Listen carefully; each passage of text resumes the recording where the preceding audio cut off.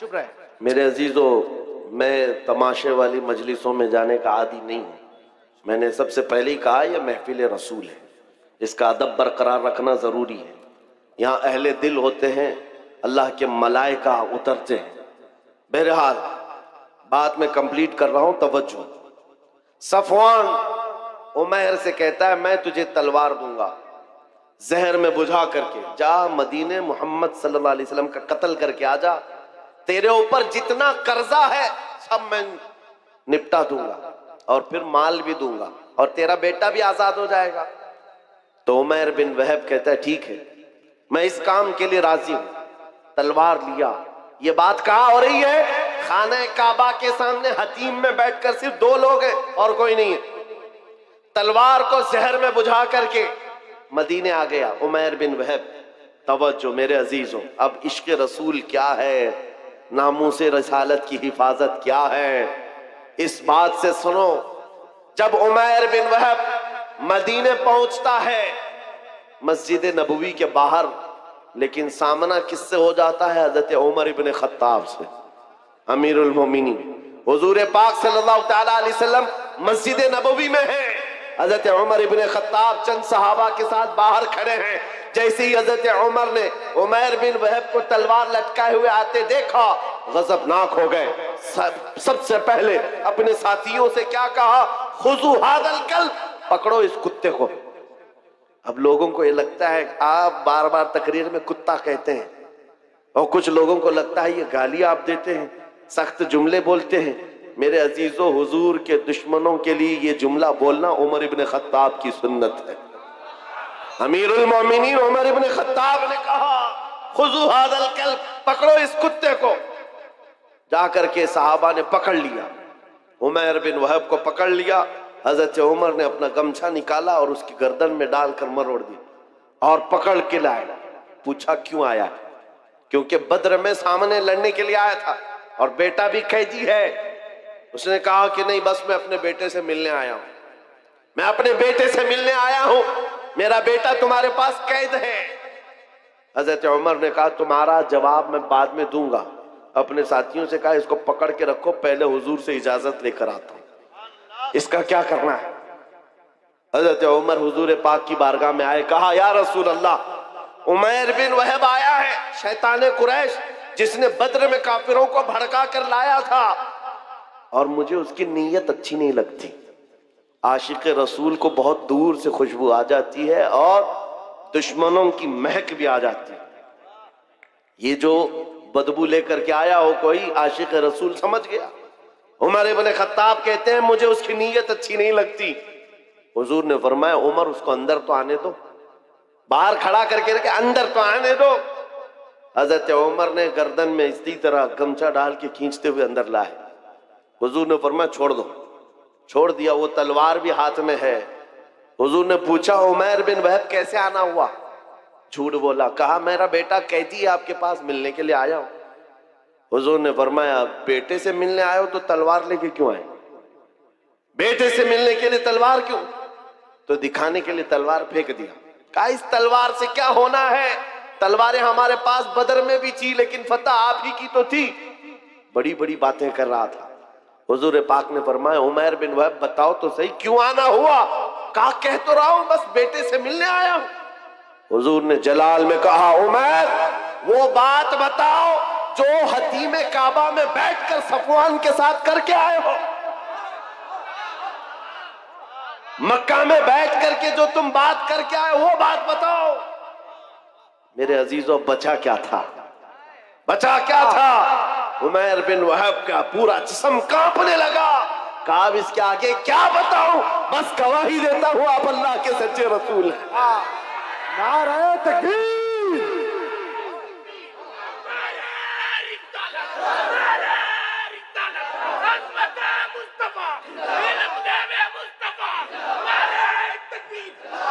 मैं ये तारीख बता रहा हूं, जहां जहां जालिमों ने कोशिशें की है, जिसको हुजूर पाक के खिलाफ खड़ा करने के लिए अल्लाह ताला ने उन्हीं को नबी का गुलाम बना दिया।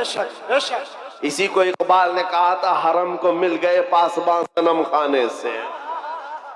आज भी हम मायूस नहीं हैं।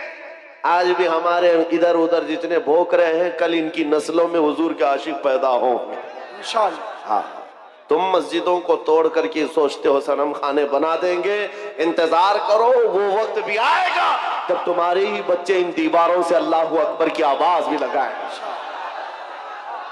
क्योंकि अल्लाह रब्बुल इज्जत की सदा है ये। और तारीख ये बताती है जहां जहां से तोड़ने की कोशिश किया है, मेरे रब ने वहीं से इस्लाम के मीनार को बुलंद किया है। उमैर बिन वहब कत्ल करने आया है, जहर में बुझी हुई तलवार लेकर आया है। हुजूर का एक इशारा था कि तलवार गिरी, जिसमें कपकपी आ गई, और उसके बाद बचा क्या था? फिर जिंदगी भर हुजूर की गुलामी में आपने काटी है पूरी उम्र। हुजूर पाक के आशिकों में शुमार होता है उमैर बिन वहब का, लेकिन हजरत उमर इब्न खत्ताब का मसलक भी तो देखो। मस्जिद के बाहर पकड़ कर के लाए थे, गर्दन में गमछा डालकर, और क्या कहा था? खुजू हाजल कल्ब, पकड़ो इस कुत्ते को।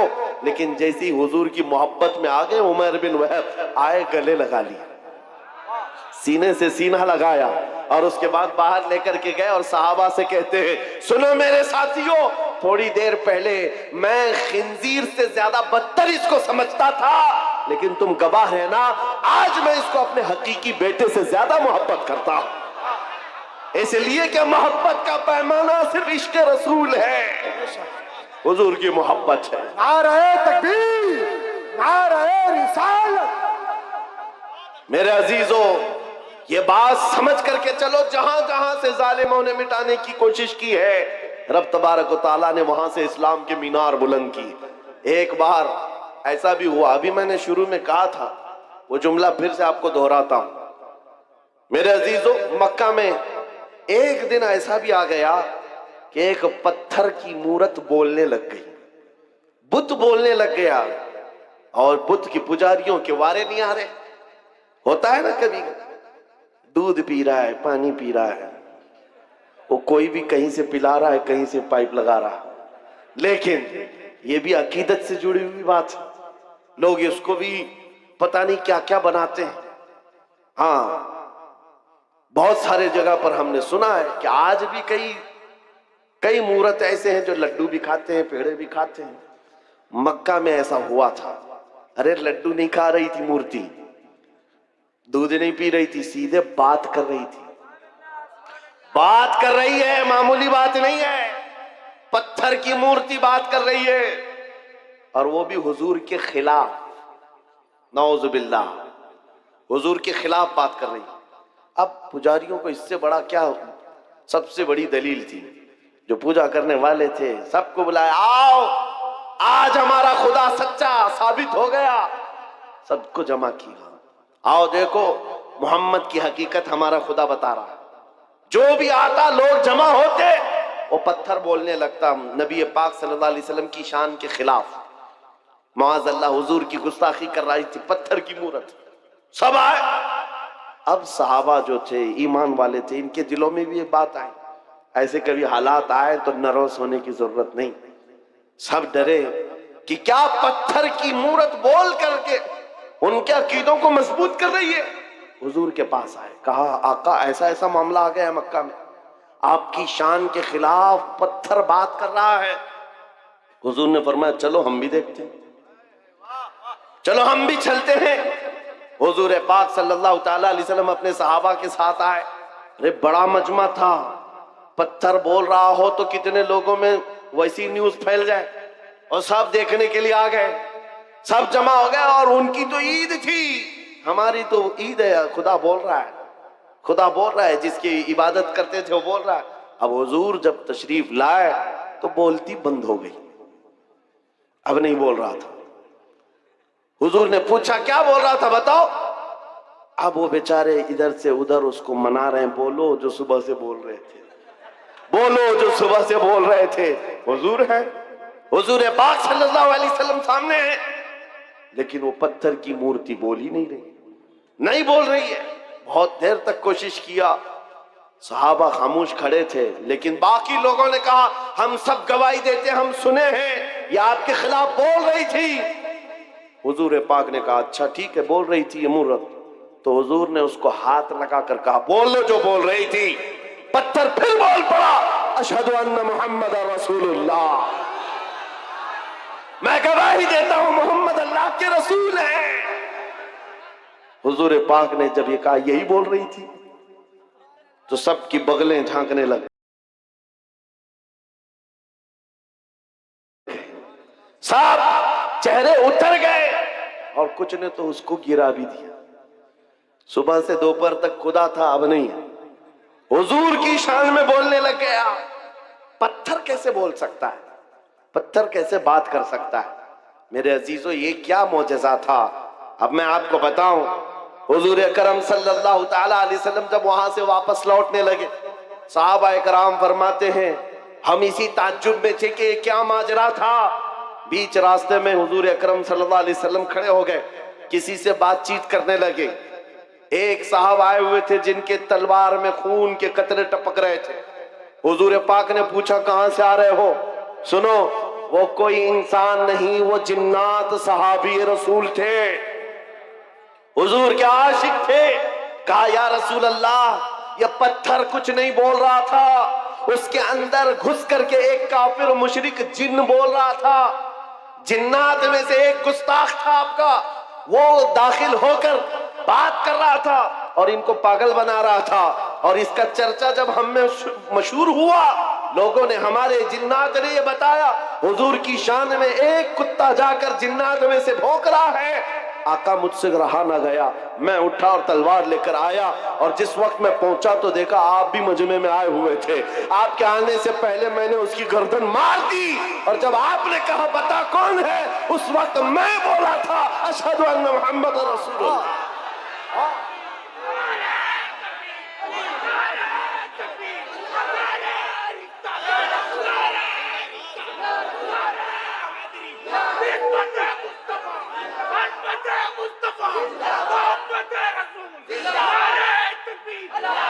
इस्लाम की फितरत में कुदरत ने वो लचक दी है, जितना ही दबाओगे उतना ही वो उभरेगा।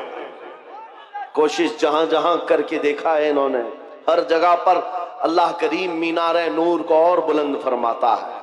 बगदाद में भी ऐसे ही हुआ था, ततारियों ने हमला किया था। ततारी एक जमात है, पूरे मुसलमानों को काट कर रख दिया था और खोपड़ियों से मीनार बनाया था। दरियाए दजला के पानी को मुसलमानों के खून से लाल कर दिया था। और दरबार में एक बार ततारियों के बादशाह ने एक ईसाई पादरी को बुलाया था और चंद मुसलमानों को जंजीर में बांध करके उसके दरबार में खड़ा किया था। पीछे हाथ बंधे हुए उलमा हैं, मोमिनीन की जमात है, लेकिन एक ईसाई पादरी को बुलाया और कहा इनके नबी की शान में खूब गालियां दो और इनको जलाओ, इसलिए कि दुनिया को अच्छी तरह से मालूम है इनको काटने से मारने से उतनी तकलीफ नहीं होती, इनके नबी के खिलाफ बोलो तो ज्यादा तकलीफ होती है। आज भी वही हाल है, आज भी यही हाल है। ये दुनिया जानती है हम अपने ऊपर आए हुए जुल्म को सह लेते हैं, लेकिन हुजूर के नाम पर एक जुमला भी सहने की ताकत नहीं रखते। ये ईमान है हमारा, ईमान है। जब वो ईसाई पादरी दरबार में, भरे दरबार में भौंकने लगा हुजूर की शान, पता है उस वक्त क्या हुआ था? बादशाह का एक पाला हुआ कुत्ता, जिसको सोने की जंजीर से बादशाह बांधता था, ट्रेंड कुत्ता है, आवारा कुत्ता नहीं, पाला हुआ। और पाले हुए कुत्ते हर चीज जानते हैं। वो कुत्ता वहीं से भौंकने लगा पादरी के ऊपर और लोगों ने कहा पादरी को कि चुप हो जा, बादशाह का कुत्ता नाराज हो रहा है। पादरी ने कहा मेरे कलाम में, मेरे बयान में उससे इसका क्या ताल्लुक है? कुत्ता क्या समझ रहा है? कुत्ता क्या समझेगा? फिर वो हुजूर की शान में पादरी बोलने लगा, कुत्ता फिर भौंकने लगा, फिर भौंकने लगा। ये बादशाह का कुत्ता है, खामखा नहीं भौंकता। पादरी किसी की नहीं सुना। फिर तीसरी बार हुजूर की शान में गुस्ताखियां, हर्जा सराई करने लगा। कुत्ता जंजीर तोड़कर निकल आया और भरे दरबार में आया और ऐसा हमला किया उस पादरी के ऊपर, चढ़कर दम जदन में उसको फाड़ कर दो टुकड़े कर दिए। ऐसी हैबत तारी थी सबके ऊपर, ऐसी हैबत तारी थी, कोई कुत्ते के करीब नहीं जा रहा था। बादशाह कुर्सी से खड़ा है, दरबारी सब खड़े हैं और उस वक्त जो मोमिनीन है, उलमा की जमात, जंजीरों में उनके हाथ बंधे हुए थे, वो कहने लगे मौला तेरा कैसा करम है, हाथ बंधे हुए हो मोमिनीन के। उस वक्त ये ख्याल आता है अब नबी की इज्जत को कौन बचाएगा? जब रब चाहता है कुत्तों से भी अपने नबी की इज्जत की हिफाजत करता है। बेशक और ये आम कुत्ता नहीं, इमाम इब्ने हजर अस्कलानी लिखते हैं कि इस कुत्ते की इस हरकत की वजह से सिर्फ डर नहीं बैठा था, उस दरबार में मौजूद 10,000 ततारियों ने इस्लाम कबूल कर लिया। कहां से मिटाओगे, कहां से निकालोगे? इस्लाम की फितरत में कुदरत ने वो लचक दी है, जितना ही दबाओगे उतना ही वो उभरेगा। आज के दौर के कुत्तों से भी मैं कहता हूं, आज बहुत सारे लोगों को खुजली हुई है, जगह जगह बैठकर छोटी वीडियो बनाएंगे, वायरल करेंगे, इस्लाम का विनाश कर देंगे, 20 लाख लोगों को कत्ल कर देंगे। ये बातें आती रहती हैं। ऐ मेरे अजीजों, ज्यादा ध्यान देने की जरूरत नहीं, मैं उनको सिर्फ इतना ही कहता हूं, वो पहले अपनी खुजली मिटा करके दिखाएं। इस्लाम मिटाना बहुत दूर की बात है। इस्लाम किसी छोटे पौधे का नाम नहीं है, उस अजीम दरख्त का नाम है जिसकी जड़ें तहतुस सरा में है, उसकी शाखें औजे सुरैया पर हैं। तुमसे बड़े बड़े भी आए और सड़े सड़े भी आए, चंगेज भी आया, हलाकू भी आया, पता न जाने कितने आए, जिनके डिक्टेटरशिप का हाल ये था 50 लाख लोगों के कातिल भी हमारे ऊपर हुकूमत करके चले गए, इस्लाम का पाल बाका भी नहीं कर सके। आज भी इस्लाम फल रहा है, फूल रहा है, और 5 साल की नशेड़ी हुकूमतें अगर ये सोच ले कि हम इस्लाम का खात्मा कर देंगे, विनाश कर देंगे, ऐसा कभी नहीं होगा। मेरा रब फरमाता है, युरीदूना लियुत्बिउ नूरल्लाहि बिअफ़वाहिहिम व यअबल्लाहु इल्ला अन युतिम्मा नूरहु। लोग ये चाहते हैं अपने मुंह के फूंकों से इस्लाम का चिराग बुझा दे, अल्लाह अपने चिराग को मुकम्मल करके रहेगा। मैं ये कहता हूं, जमीन ऊपर जा सकती है, आसमान नीचे आ सकता है, मगर मेरे रब का फरमान झूठा नहीं हो सकता। अकीदा है कि नहीं तुम्हारा? हुजूर पाक सल्लल्लाहु ताला अलैहि वसल्लम के नाम पाक को अल्लाह ताला सलामत रखेगा। ये आज हमारा इम्तिहान है, हमें देखा जाएगा हम कितने हौसले वाले, हम कितने जज्बे वाले अपने नबी पाक के लिए। मेरे अजीजों, आज तो लोगों को बात करने में भी दिक्कत होने लग गई, सोचने लग गए अगर हुजूर पाक की अजमत और उनके नामूस पर बात करूं, कल को केस ना हो जाए, मुकदमे हो जाए, और फिर मुझे पता नहीं क्या क्या सजाएं होंगी। ऐ नौजवानों, इन सब मसाइल को क्यों सोचते हो? क्या तुमने बिलाल हबशी की तारीख नहीं पढ़ी है? उन कुफ्फार ने क्या नहीं किया था। एक ड्रम में, जो लोहे का ड्रम होता था, बिलाल हबशी को दिन भर उसमें डाल के रखते थे गर्मियों में, और ऊपर से ढक्कन बंद करके, ऐसे कि कोई सख्त से सख्त आदमी भी गल जाए गर्मी से। फिर शाम को निकालते, पूछते, बता बिलाल तेरा खुदा कौन है? बिलाल हबशी कहते, मेरा खुदा अल्लाह है, मेरा रसूल मोहम्मद है सल्लल्लाहु अलैहि वसल्लम। उनका अज़्म, उनका इस्तिक़लाल, उनकी जमी हुई ये ताकत चंद सालों की बात थी। कुफार मक्का का जुल्म तो सह लिया, लेकिन मेरे अजीजों, ये मॉब लिंचिंग हमेशा नहीं चलती। चंद दिनों तक जुल्म आम हो सकता है, लेकिन कंटिन्यू नहीं। और बिलाल हबशी रज़ियल्लाहु ताला अन्हु ने इस्तिकामत का वो मजहर पेश किया था। फिर आपको पता है 6 हिजरी में जब मक्का फतह हुआ, हुजूर पाक सल्लल्लाहु अलैहि वसल्लम 10,000 सहाबा के साथ मक्का में आए थे, और पहली नमाज हरम पाक में पढ़ी जा रही थी ऐलान के साथ। तो उस वक्त अल्लाह के नबी ने अजान देने के लिए काबे की छत पर बिलाल हबशी को चढ़ाया, ताकि दुनिया ये देखे, जिसको तुम गलियों में रस्सी डालकर खींचते थे, हुजूर के नाम पर जिसको तुम कोड़े मारते थे, हुजूर के नाम पर जिसको तुम सिल पर सुलाते थे, गरम रेत पर सुलाते थे, अंगारों में दहकाते थे, आज उस बिलाल को रब ताला ने काबे की छत पर पहुंचाया। नाम है मुस्तफा पर जो जख्म खाता है, मौला उसको बुलंदियों पर ले जाता है। मेरे अजीजों, मिटेगा नहीं ये नाम। जो मिटाने आए वो मिट जाएंगे, मिट गए, मिटते हैं, मिट जाएंगे। आधा तेरे, न मिटा है न मिटेगा कभी चर्चा तेरा। आपको पता है ना, वो कहां गया? लखनऊ से निकला हुआ कुत्ता जिसने नाम बदल लिया था, अखबारों में देखा होगा, धर्म भी बदल लिया, कहा कि मेरा नाम आपसे ये है, मेरा धर्म भी ये है, कशका लगा लिया, धोती पहन लिया, लाल कपड़े पहन लिया, 6 महीने पंडितों के पीछे चाटते हुए घूमता रहा।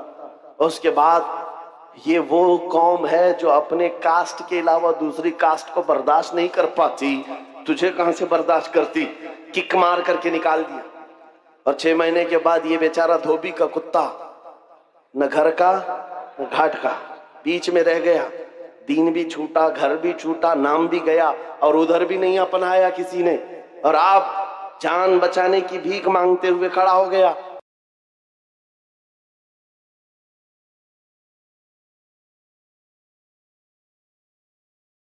खड़ा हो गया कि मेरी जान की हिफाजत करो, मेरी जान की हिफाजत करो। ये जिल्लत, ये रुसवाई।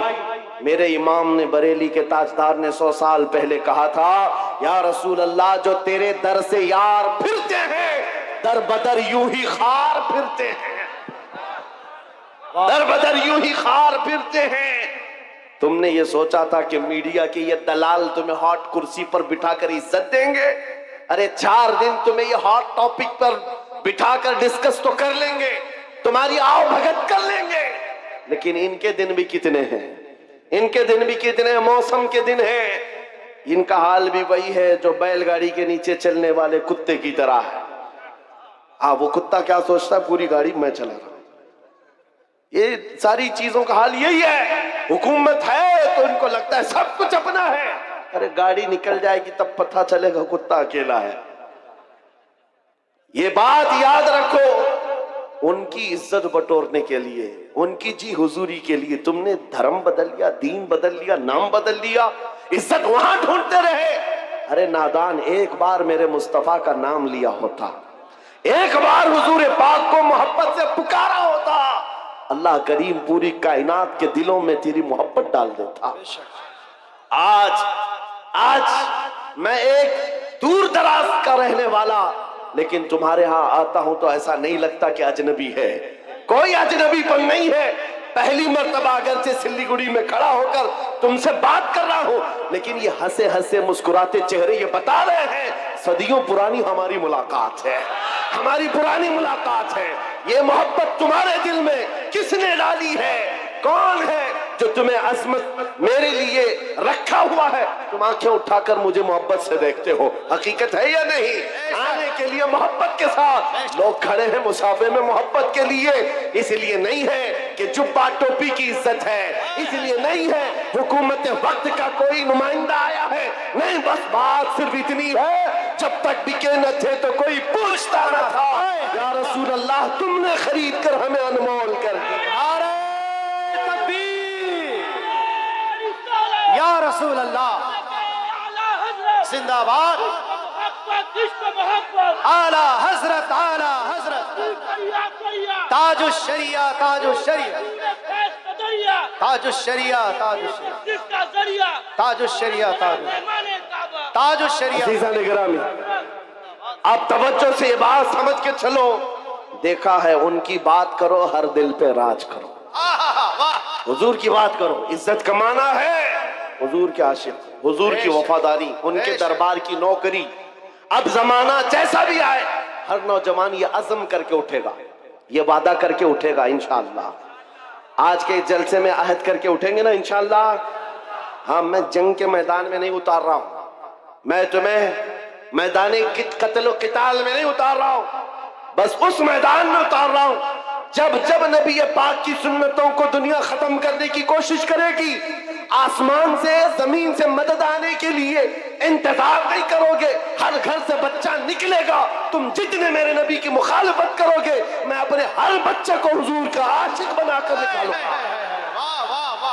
हर बच्चा हमारे घर के अंदर मोहम्मद नाम का होगा और हुजूर पाक की सुन्नतों पर चलने वाला होगा। तुम कितनी दाढ़ियां निकालोगे, कितनी टोपियां छुपाओगे?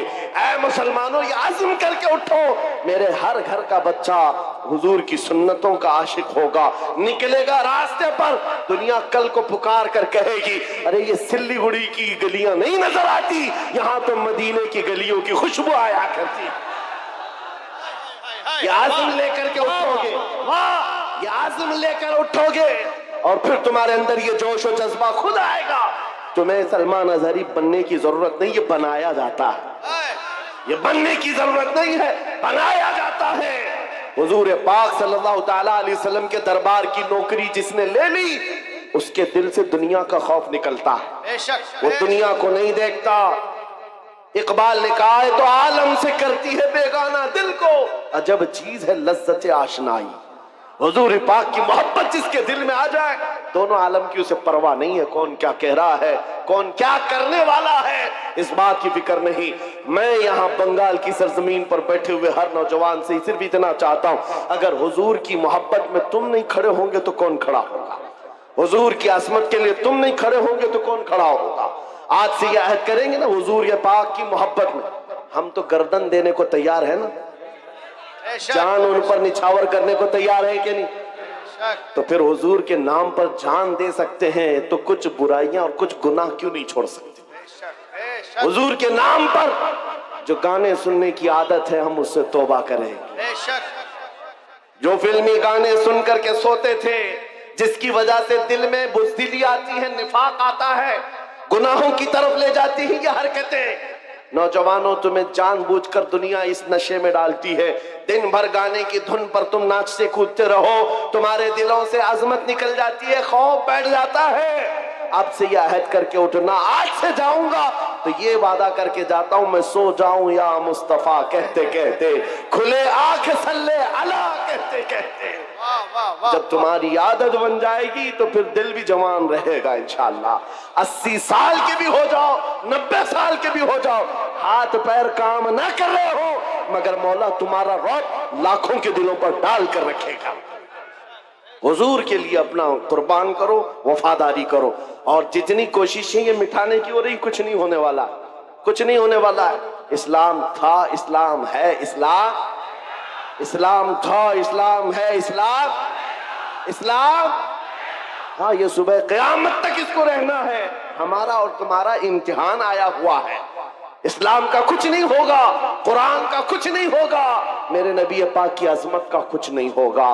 उनकी तारीफ बोलने वाले तारों से भी ज्यादा है, हुजूर की तारीफ करने वाले सितारों से ज्यादा हैं, और गुस्ताखी करने वाले उंगलियों पे गिने जा सकते हैं। और बस उनकी तादाद इतनी है, हर जमाने में रहे हैं, और उसके बाद फिर ऐसे खो जाते हैं, किसी अखबार के कोने में भी उनका नाम नहीं मिलता, कहीं नहीं मिलता। आज वो दिल्ली में बैठकर गाजियाबाद में डासना का वो पाखंडी भौंकता था। कुछ नौजवानों को तो पता होगा, लेकिन आने वाली नस्ल को पूछना इनको पता भी नहीं रहेगा, इनको पता भी नहीं रहेगा। लेकिन आने वाले बच्चों को पूछना ये किसने कहा है, मुस्तफा जाने रहमत पे लाखों सलाम, हर बच्चा कहेगा बरेली के इमाम ने कहा। नारे तकबीर, नारे रिसालत, मसलके आला हज़रत, सलामे आला तारीफ करने वालों को अल्लाह ताला खत्म नहीं करता। हस्सान बिन साबित आज भी लोगों के दिलों में जिंदा है, जो हुजूर की तारीफ करते थे वह जिंदा हैं। शरफुद्दीन बूसीरी जिन्होंने कहा था, मौला या सल्ली व सल्लिम दाइमन अबदा अला हबीबिका खैरिल खल्क़ि कुल्लिहिम, आज भी उनका कसीदा जिंदा है कि नहीं है? उनका कसीदा पढ़ा जाता है कि नहीं पढ़ा जाता? शरफुद्दीन बूसीरी का कसीदा याद है लोगों को। सादी शिराजी ने कहा था, बलगल उला बि कमालिही कशफत दुजा बि जमालिही हसनत जमीउ खिसालिही सल्लू अलैहि व आलिही। आज भी ये जुमले मशहूर हैं, लोगों को याद हैं। अबू जहल क्या भोंकता था किसी को याद नहीं, उतबा शैबा क्या बोलते थे किसी को याद नहीं, ये दिल्ली लखनऊ के कुत्ते क्या भौंकते हैं आज क्या कल भी किसी को याद नहीं रहेगा। कल आने वाली नस्लों को अगर कोई बात याद रहेगी, ये याद रहेगी, सरवर कहो कि मालिको मौला कहो तुझे, बागे खलील का गुले ज़ैबा कहो तुझे, अल्लाह रे तेरे जिस्म मुनव्वर की ताबिशे, ऐ जाने जाम जाने तजल्ला कहो तुझे, तेरे तो वस्फ़ ऐबे तनाही से है बरी, हैरान हूँ मेरे शाह मैं क्या क्या कहूँ तुझे। लेकिन रज़ा ने खत्म सुखन इस पे कर दिया, खालिक का बंदा खल्क का आका कहो तुझे। हो सकता है यहाँ बैठे हुए सारे लोग नात खानी नहीं करते होंगे, सब नात नहीं पढ़ते होंगे, चंद लोग ही हैं जो नात पढ़ते हैं। उसके बावजूद 100% गारंटी के साथ मैं ये कह रहा हूं, तवज्जो, बहुत बड़ी बात कर रहा हूं, बहुत बड़ी बात मैं अपने हर मजमे में ये कहता हूं और नापता भी हूं, गारंटी के साथ कह रहा हूं। बच्चों को हमारी गुस्ताखियां याद नहीं रहेंगी, हुजूर